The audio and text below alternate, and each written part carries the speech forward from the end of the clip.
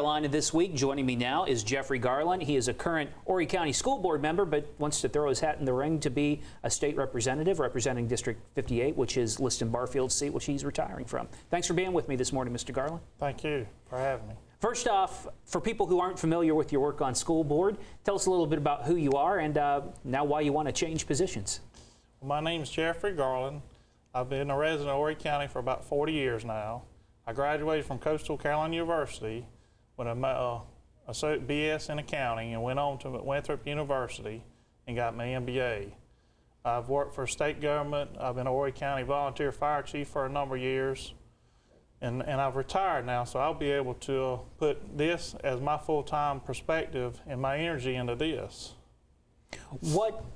This is a unique district. It's one of the ones we were just talking about was affected by the creation of District 56 that covers Carolina Forest. So now this is goes from about the Walmart in Conway, the newer one, they call it the Carolina Forest one, all the way over to Aner. So you're talking kind of a big variety of needs in your district.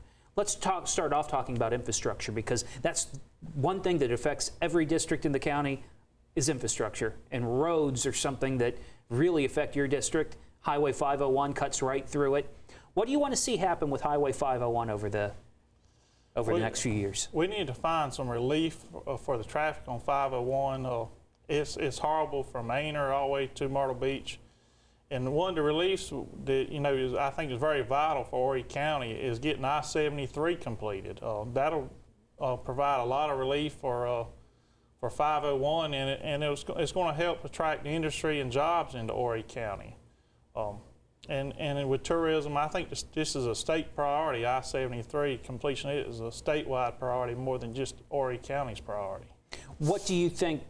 What would you do from in a state seat to put pressure on the government, federal government and state government, really, to get I-73 rolling? Well, the state needs to come up with some funds, like matching funds type thing, to help move this up the priority list for the federal government. The state's going to benefit from this, and the federal government as well. So South Carolina needs to ante up some money and find some money to help get the funds to get this road completed. Recently, there was talk about the study that's happening now to determine whether tolls are a way to pay for it. What do you think about I-73 being a toll road? I would consider I-73 being a toll road, but that would be one of my last choices. If that's the last resort to get it funded, then yes, I think we need to look at other measures to try to get the road funded without it being a toll road. Outside of I-73, Highway 501, what other infrastructure needs for your district do you see? We need to get the South End Lifeline completed, the extension of 22 from 501 Aner Conway area. It extended all the way around down to Surfside.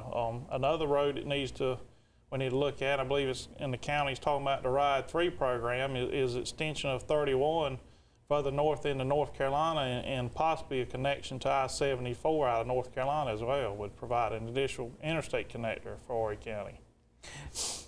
A lot of people complain, you talked about tourism a minute ago, and a lot of people around here complain that a lot of the money that the tourists bring into the state comes through our area, but so little of that money comes back to our area. How would you try to ensure that some of that money that tourists spend here is earmarked to return here? Well, we need to invest in Horry County is a tourism magnet, and we need to invest in it. So the state should be sending more money back to Horry County to help support tourism, because the entire state benefits from the tax money that's generated from tourism. Talking about jobs, which you brought up a minute ago while we were talking about infrastructure. Tourism, obviously a big generator of jobs in the county, but now we're looking at a diverse industry coming in, a lot of call centers. And in your district, we have PTR and some of the gun industries that have been eyeing Horry County. PTR now open, another one set to come online shortly. How do you see us creating more jobs? I-73 is going to be vital. Industry that's come and looked at Horry County, one of their concerns is the traffic gridlock that happens on 501 and with our other roads. They can't get their goods in and out of their facilities, and that's a big issue. And another issue with jobs is we've got to look at education, because these companies want a well-educated workforce in Horry County to attract for them to come here to find employees. So, you know, education is another very vital, important part of attracting jobs to Horry County. And Horry County Schools has done a great job, and we're lucky in Horry County to have such a great school district, because Horry County Schools, as a county-wide school district, is the #1 school district in the state of South Carolina. What other projects would you champion going up to the State House? What are, not even projects, but maybe just different policy you'd like to see enacted? Our roads and education are two things that are very vital and important to me. We need to look at our public safety as well. A few years ago, with some budget cuts, the Highway Patrol was severely cut back, and I believe they're undermanned at this time as well. You know, I've had some folks talk about Department of Mental Health. Their concerns there. They've been cut back so much that they've only got a few facilities with very few beds to help citizens of our state, and we need to do more to help the citizens of our state. All right. Last question I ask everybody who comes in here. I don't live in your district, but if I did, why should I vote for you? Well, I'm the only candidate in this race that has successful political experience. I have an MBA, I have an accounting undergraduate degree. I've served on the Horry County School Board for almost 2 years. I've done what I said I was going to do when I set out to get elected.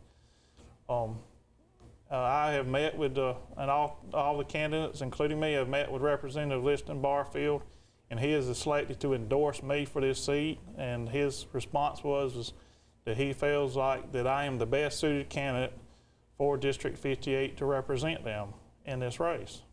All right. Well, Jeff Garland, a candidate for District 58 in Horry County for the State House. Thanks for being with me this morning. Thank you. All right. Stay with us. We'll be right back with more Carolina This Week.